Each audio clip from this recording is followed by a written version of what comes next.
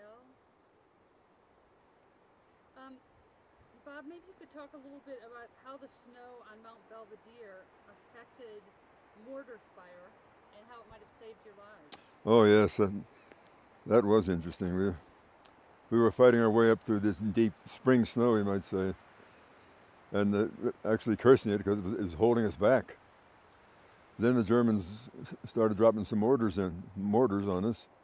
And these mortars were penetrating deep down through that snow, did not explode until they hit the ground surface, and the snow actually muffled the mortar fragments. So that's all that saved our lives. Because I remember mortar shells falling very near to me, and I should not have survived those explosions. So we realized that the snow actually saved our lives. What's it like when a mortar shell explodes? You never hear a mortar shell coming in. Maybe you hear a whisper right at the end, but it's too late to avoid it. Sometimes you can avoid the artillery, you can hear it coming, some artillery. But when they explode, it's just a loud crack, and there's a whistling of shrapnel in all directions. The only wound I ever received in World War II was at Camp Hale. We were on a firing problem one time using live ammunition. An 81 millimeter mortar was firing from behind us, and they sent off a defective shell which fell right in the middle of our company's CP, where I was the the ammunition sergeant at the time. And it exploded right in the CP. It killed our runner, a man named Russ Bain, a very well-liked chap. I got a shrapnel wound in the calf of my leg. Our captain got a small wound right in his face, I remember. But all around me, I could see where the shrapnel had made deep furrows in the snow. All the big fragments had missed me. Kind of in a joking manner, I felt I should have got the Purple Heart for that, but they said no, these wounds had to be inflicted by a German, not by your own troops. When you were on Mount Belvedere, can you describe your battle a little for me? Well, we fought our way through up this snow, and it was the job of my company not to go to the top of Belvedere, but to search out the right flank of that mountain. So we went about halfway up and then walked along the flank of the mountain, parallel to the top for a while. Encountered no difficulty there. Then we dropped down into a little valley called Mazancana and bivouacked there for the night. But we lost a lot of men. In the beginning of the ascent up Mount Belvedere, that's when we lost most of our men. And those who went up on top, of course, took heavy casualties. But During the part where you lost most of the men, what sort of weapons were being fired against them? Was it mortar or? There were haystacks on those slopes. This was some of those slopes were farm fields, and the Germans had built in machine gun nests underneath the haystacks. And being as naive as we were, we didn't anticipate that. So we lost some of our men to machine gun fire. And the Germans were excellent with their mortars too. So a lot of the men were killed by mortar fire.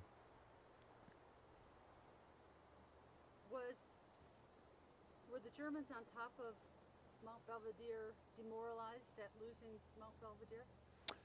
I believe that they must have been, yes, because they found out that they couldn't stop us. You just don't stop American troops that are given an objective to take. And they threw in several counterattacks. They never worked, so they must have been demoralized, yes. Did you feel that you could be stopped, or did you feel like you were really fighting tooth and nail for every inch that you got? Oh, we were fighting tooth and nail for every inch we got, but we have the impression that American troops could not be stopped. And the Germans commented on that in World War I even, that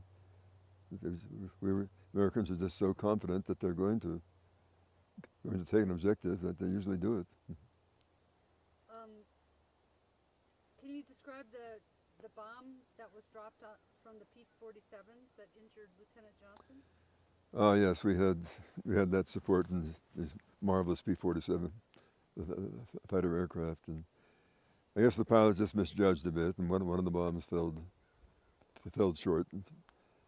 And I believe one of our troopers was killed, and Lieutenant Johnson was injured badly until almost the end of the war. He joined us at the end of the war up in northern Italy. And there was also another bomb that never even exploded, thank heavens, a dud, so to speak. I remember walking past that, but it's just one of those accidents that happen in the war, and it's always friendly fire that causes casualties. Can you tell me a little bit about what happened to you on Mount Della Terraccia? The 85th Regiment had been given that objective, but by the time they got to it, they had lost a lot of men. They lost a lot of supporting fire, artillery, mortars, machine gun fire, and that sort of thing. They just weren't ready to take Della Terraccia, but they lost a lot of men there. And that night, they were relieved by Company L, my company, and the next day, a couple of platoons of Company L actually took the summit of Della Terraccia. Then we all dug in up near the summit. But my captain gave me an assignment to take some men down to the bottom of the mountain there and dig in. There was a valley coming in from the right. He was afraid that German troops might attempt to attack us up that valley. So we were digging in. We dug our foxholes, which were body length and not too deep, maybe about 18 inches deep. When the Germans launched an artillery barrage at us, we all fell down in those trenches, and we were right in the impact area. Those shells were exploding all around us. And I don't know how we survived that, but because then the shrapnel was just clipping the top of our foxholes, but we did. They told me that artillery concentration lasted over an hour. Well, I must have been shell-shocked. It seemed to me like more like 10, 15 minutes. But anyway, after that artillery concentration, they attempted a counterattack, which was broken up and actually destroyed. None of them made it to the top. They sent up a reinforced mountain battalion against us, and only about 50 of those men survived to surrender. But none of them ever went back to.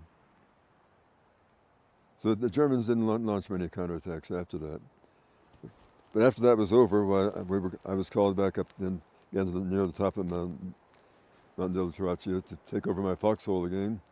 And I learned that the man who had been brought up from the rear to take over my foxhole had been wounded by a mortar shell hit right on the edge of my foxhole. So had I been in that foxhole, I would have been wounded. He wasn't killed, but he was wounded. Did you feel lucky? I felt very lucky, yes. This sort of thing happens several times in combat, and it's just by pure chance, I guess. In the thick of the battle, during the worst circumstances, tell me a little bit about what got you through. Well, you do what you're ordered to do. Maybe just the fact that you survive is, again, pure chance. I can't think of any other reason.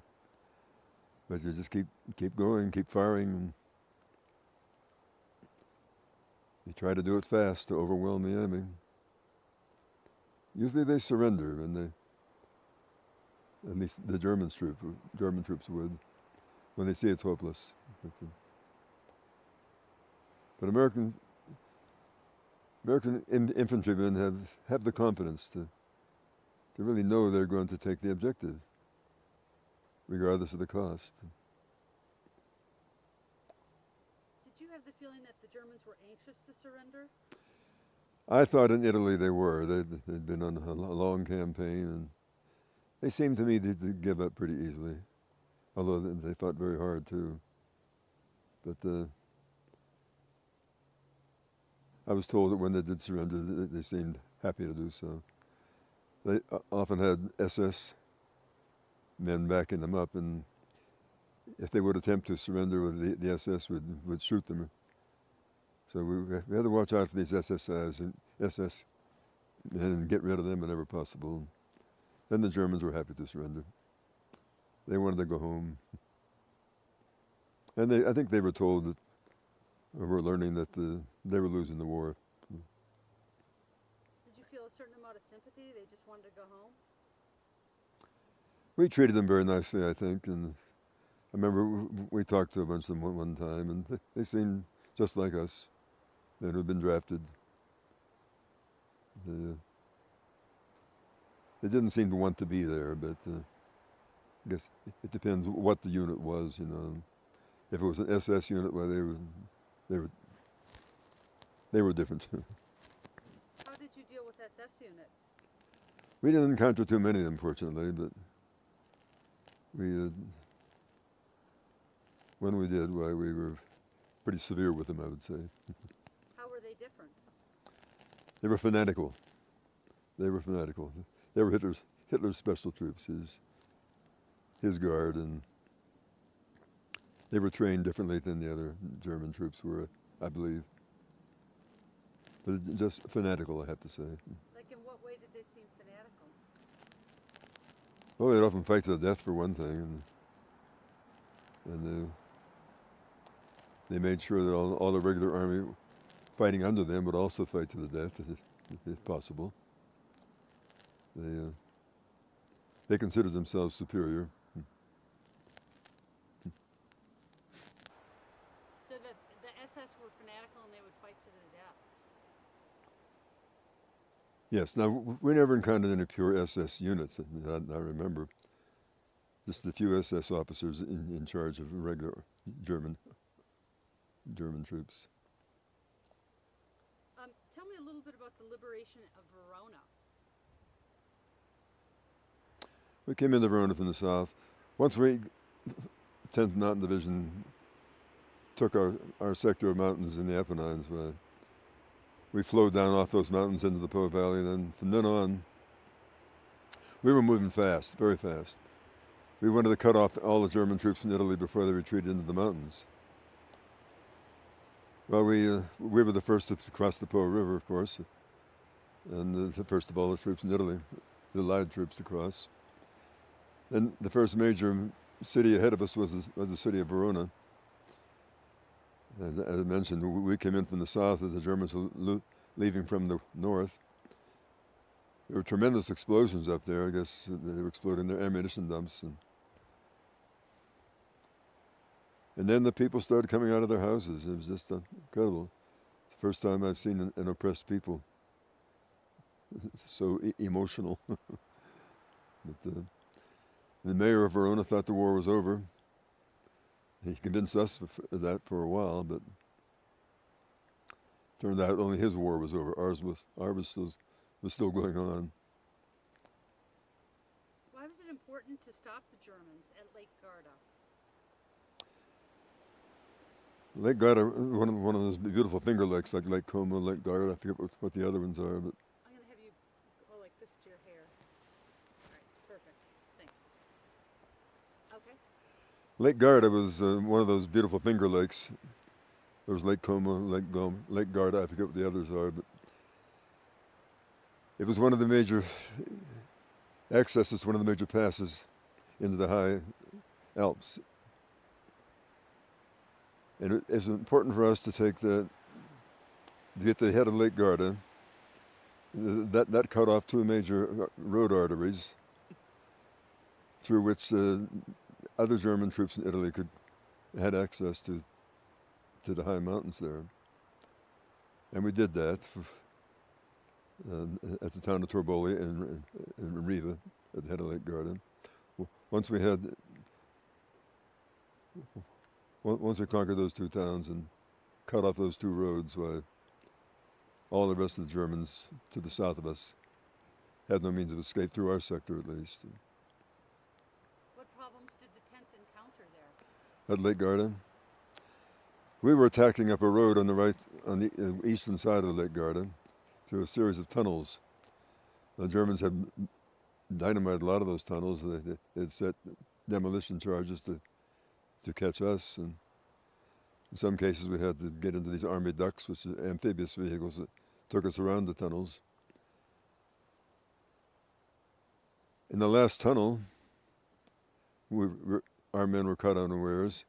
I remember I had taken my squad out of that tunnel, up toward the town of Torboli, when the Germans placed an 88 millimeter shell right in the opening of that tunnel, where our men were concentrated, and where they should not have been concentrated. That killed a lot of our men and wounded a lot more. But then a couple of days later, Torboli fell,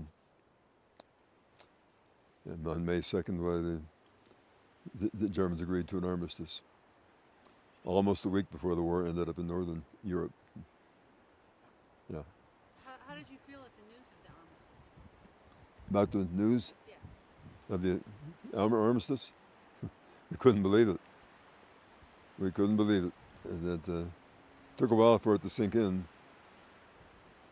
And then when we did realize it was actually true, we weren't exuberant, I know that. It was almost as though we were stunned. Because you live for day by day in the infantry, and you're not quite certain you're going to make it. You might even be convinced that sometime or other you're at least going to be wounded. And here we were realizing that we were going to survive this war, and it was an overwhelming feeling, actually. How did you feel about seeing Italian slave laborers returning? It was the first time we'd seen these. They were dressed in prison uniforms, you might say, and again, it was a curiosity to us. I have to say that, but they were smiling, waving to us, and we were doing the same to them. They were very happy they were returning home. Just another war experience. What had happened to them? They were forced labor of many kinds, actually. There were ammunition factories around Lake Garda, and I'm sure they were in Bolzano to the north, and they were probably forced to manufacture ammunitions. And being out front, did the 10th feel pushed to the limit by Lake Garda?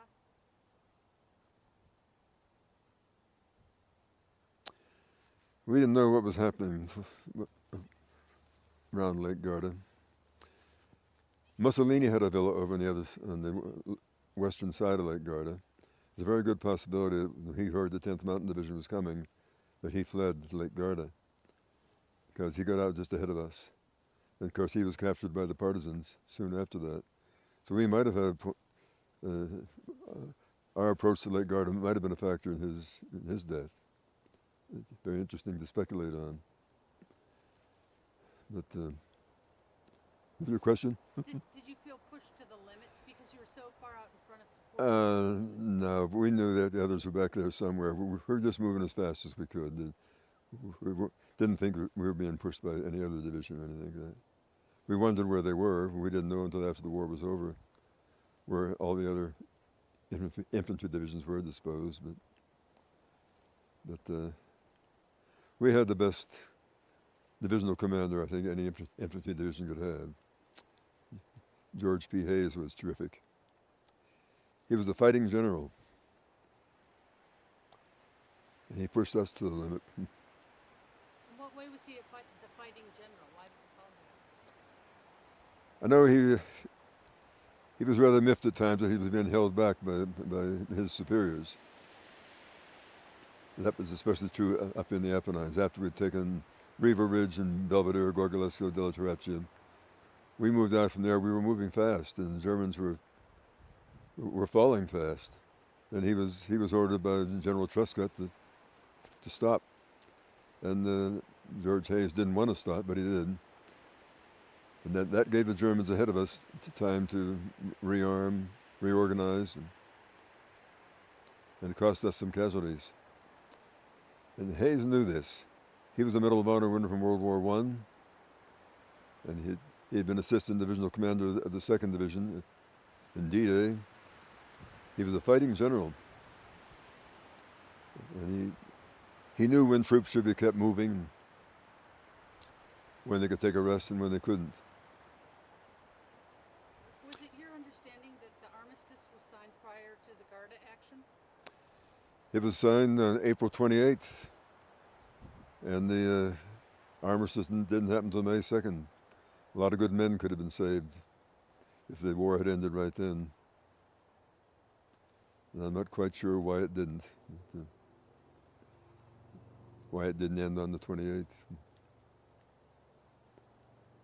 you talk a little bit about the duck, what it was like to cross in the ducks? Oh, those ducks is amphibious. Maybe you could explain why they were even part of, why they were necessary.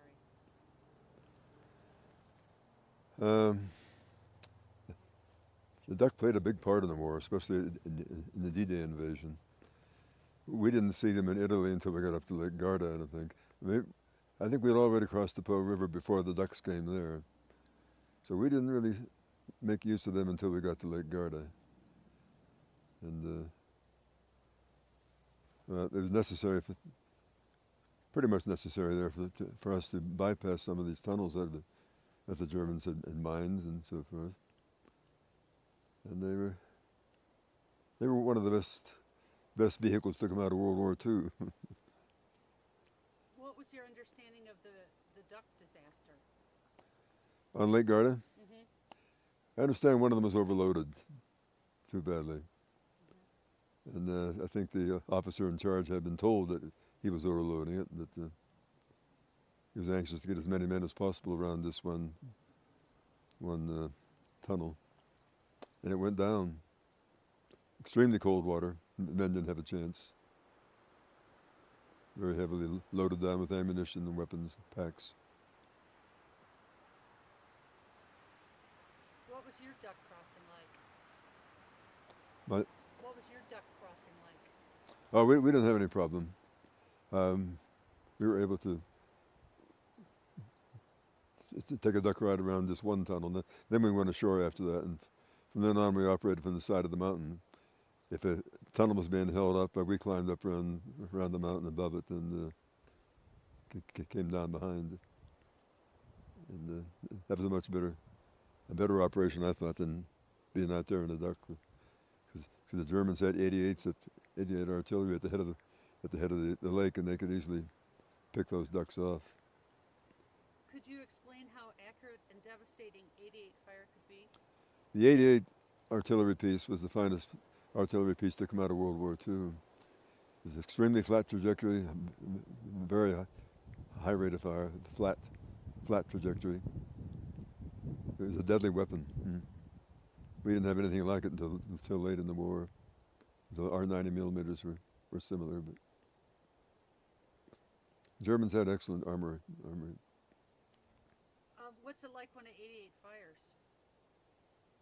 I was on the receiving end of it once, when we were still in the Apennines, from a German tank, I guess it was, and we were advancing toward these buildings, and there was suddenly a loud explosion, a lot of black smoke right in front of us. We hit the ground, but it was almost too late for that. And one of our sergeants was killed, another was badly wounded.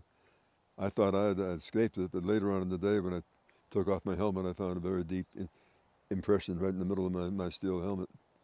If I hadn't been wearing the helmet, that would have been the end of me there, I guess. But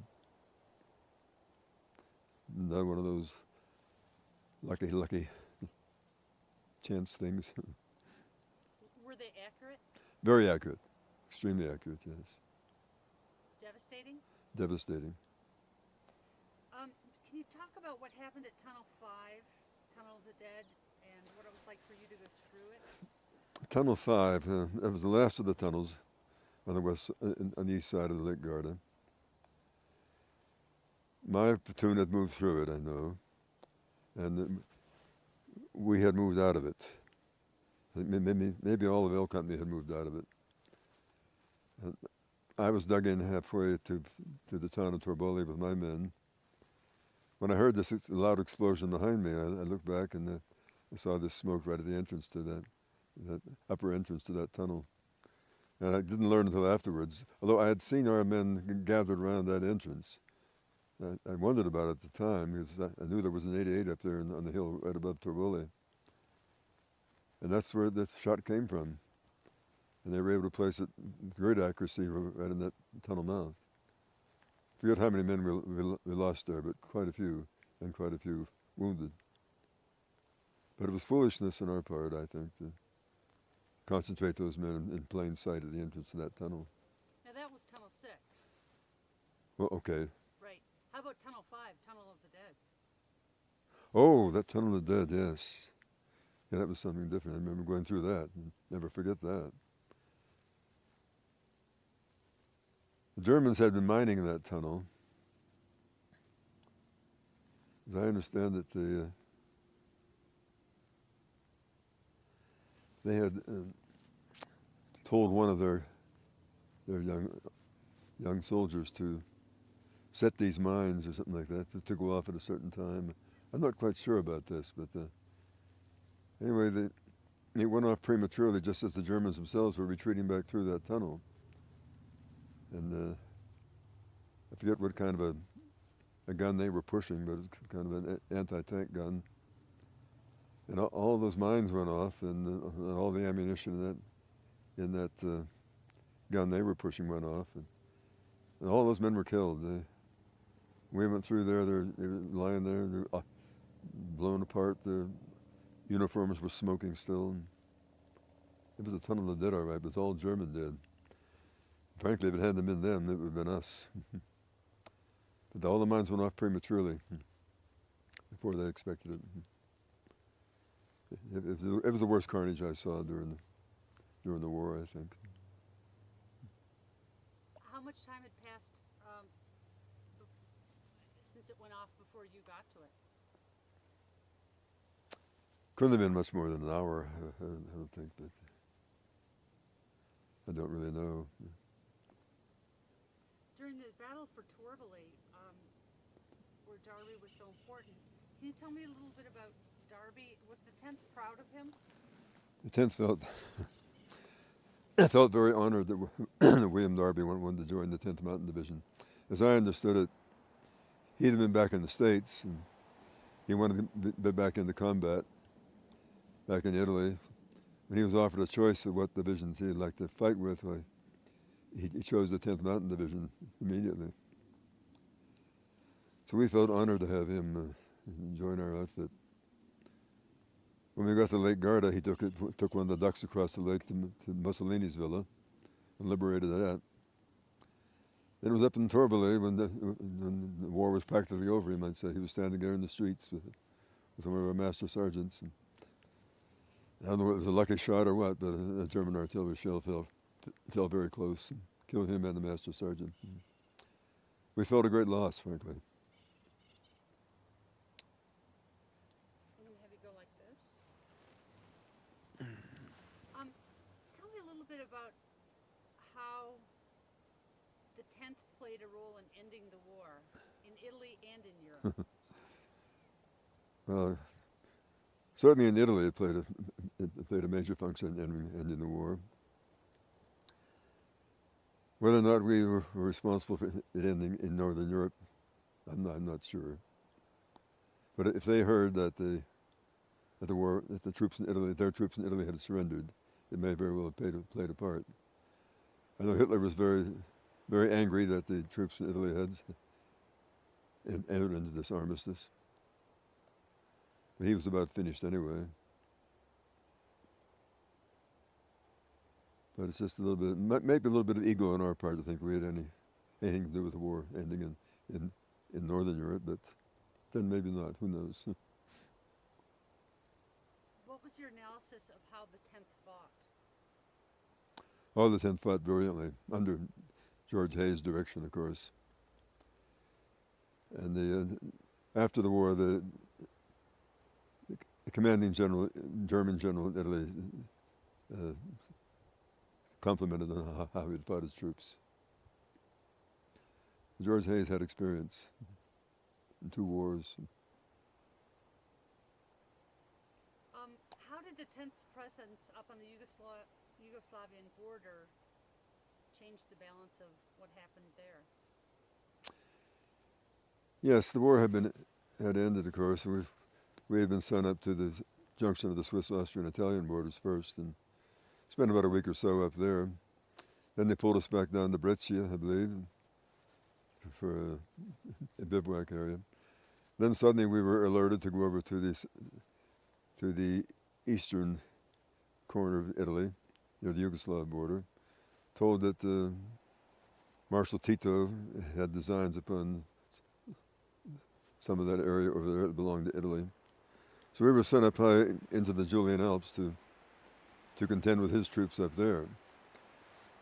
Now those were tough mountain troops, and but they had heard what we did to the German mountain troops, I guess. And they didn't want to fight with us, and we didn't want to fight with them. Finally, up at where we were stationed, by our commanding officer up there ordered them into our trucks, took them over to the Yugoslav border, and they seemed very eager to go too. They wanted to go home. They didn't want to fight the 10th Mountain.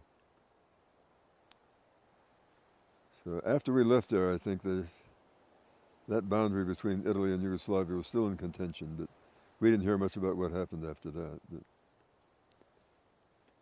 what do you think is the value of having all these 10th Mountain memories preserved? Gee. It was one of the most unique infantry divisions ever created in the history of the United States Army. And our tactics, our training, how we did all these things is well worth remembering. And the present 10th Mountain Division that's stationed at Fort Drum, they admit they're not Alpine troops, but in every other respect, they're top-notch troops too. They're probably some of the best in the U.S. Army now, because they're all selected very carefully. Beautifully trained in some ways we were never trained, and they're fighting in Iraq right now, of course, in Afghanistan. We think they should have had some mountain training. Maybe they did, I don't know. A good possibility that some of them were sent to Italy to be trained by the Italian mountain troops. And so they saw combat in Afghanistan. They were fighting at very high altitudes there, probably higher than we ever fought at. So they've had their mountain training. What did you learn from the 10th? Gee, a lot of intangibles, I guess. The things that stick with you all your life. You learn competence.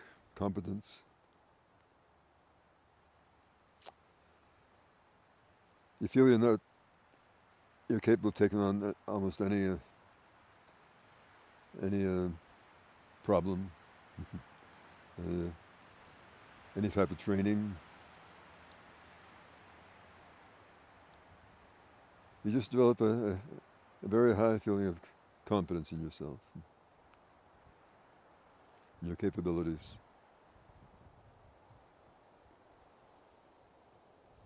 What influence did the men of the 10th have on history? Oh, gee. I'm not sure I'm able to comment on that, but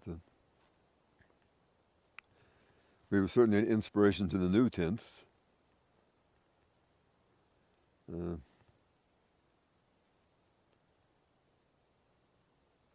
about all I can say.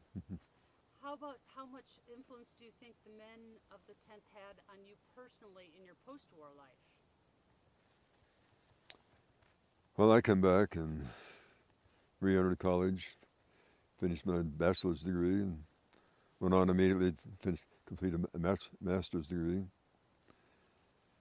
3 years after that, I started on my doctorate and then finished that after a while. I've had 4 Arctic and subarctic research expeditions. There's nothing about the Arctic that would challenge me now, not after my experience of training with the 10th. I think that was a very important thing. One of the major reasons I was invited to join the Olaus Murie Brooks Range expedition in 1956 that gave rise to the Arctic National Wildlife Refuge was the fact that I'd had all this training with the 10th. And that the Alpine and the Arctic are extremely similar. Even similarities to types of animals, to types of plants, types of weather conditions. And I wouldn't hesitate to go anywhere in the Arctic, mainly because of my tent experience, I'd say. Well, that's all the questions I have, but I want to see if there's anything else big that I missed that you feel like, boy, later I'll wish I had said that, Yeah. Oh, gee, not much. Except the fact that after the war, we weren't able to,